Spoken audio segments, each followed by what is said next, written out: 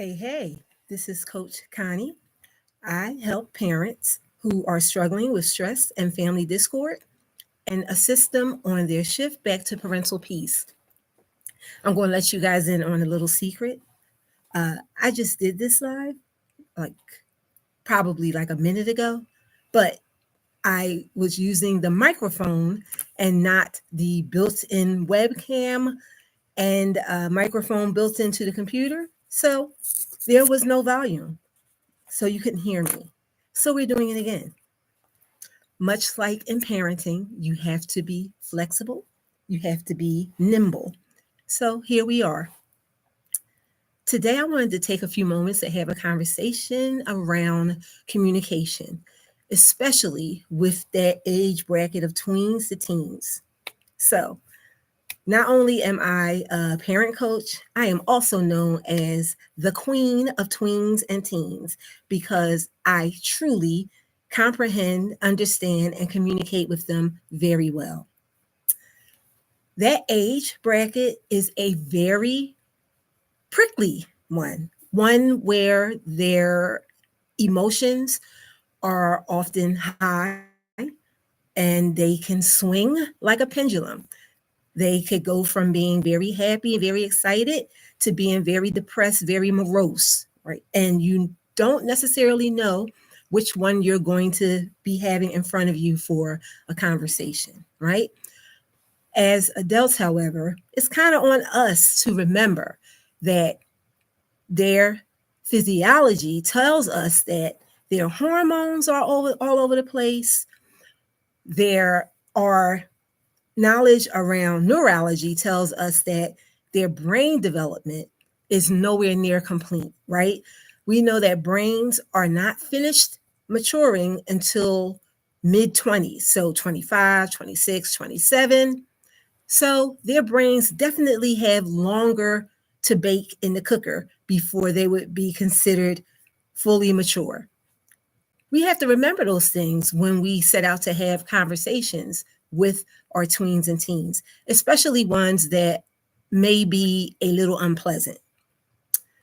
And I'm going to say what I always say when working with parents: will we get it right all of the time? No, we will not. We are not perfect. Parenting is not about perfection, it's about progress, it's about intentions, and it's about the big picture. Sometimes we get lost in the sauce of the small picture and we forget what ultimately our big picture is. With communication, how we communicate around the small things in our tweens or our teens world will definitely have an impact on how they handle our communication with them around the important things. So, today we're going to talk about a small thing, something very common: rooms. We know that tweens and teens can sometimes be very neglectful of what an appropriate space looks like. Clothes everywhere. Uh, in some households, food upstairs in the room, just a disorganization. I won't go so far as to say disgusting. However, some people may find how a tween or teen kept their room, if allowed to be on their own schedule, to be disgusting, right? So we typically have the response where, as parents, we go upstairs, we open the door. Oh my goodness, look at this room. It's horrible. What do you want to clean this room up? This is disgusting. All of this angst, all of this heated emotion, right? Because we're frustrated, we're angry. Many times we're coming in from a hard day at work. We want to come home to a home that is orderly. We open the door and we're hit with World War III. And so that's a problem, right? Not saying that it's not, right? But when we react and respond that way, it's almost like we're assuming the energy and the responsibility, right? It's not our problem. If we're talking about someone who is 12, 13, 14, up to 19, their room, that's their problem. They created that. It's on them to fix it. And so, how we communicate that to them does not have to be explosive, does not have to be full of emotion, even if we're feeling it, right? Sometimes we have to kind of work with ourselves and say, okay, I know I really feel like going up into that room as if I were Hannibal marching over the Alps, ready, ready, right? We That's the feeling we have because we're so annoyed. However, a more effective tactic, a more effective way to communicate where the responsibility and accountability is placed where it is, and folks don't get lost in the emotion so that they can't hear what it is that is actually being said, is to use what's known as I statements. I am concerned about your room because you said that you wanted to go to the movies. And you know, in this house, you are not allowed to go to the store if your room is not up to par.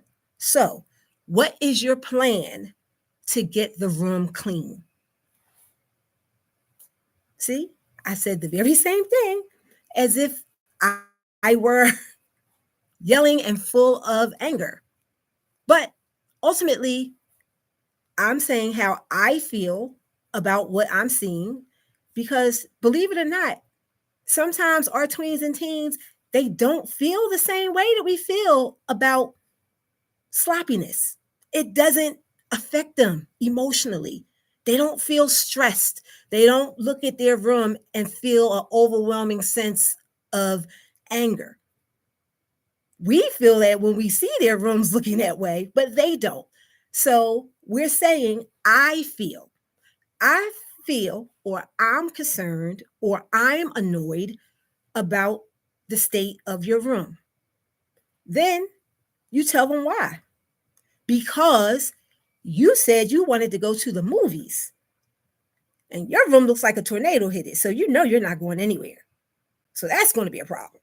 So, what are you going to do to fix the problem? Right? See what we did there? Put it all back on them.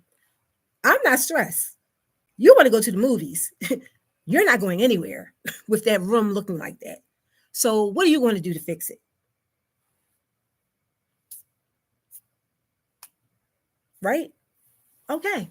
So, as a reminder, brain development, physiological differences between and tweens, teens, and adults are there. There's no denying that they're different. So we have to make sure that when we are sharing messages with that age group, that we are sharing them as we would share a gift. We want to make sure that when we share a gift, we want it to be received. When we're sharing a message, we want to make sure that it is heard, right?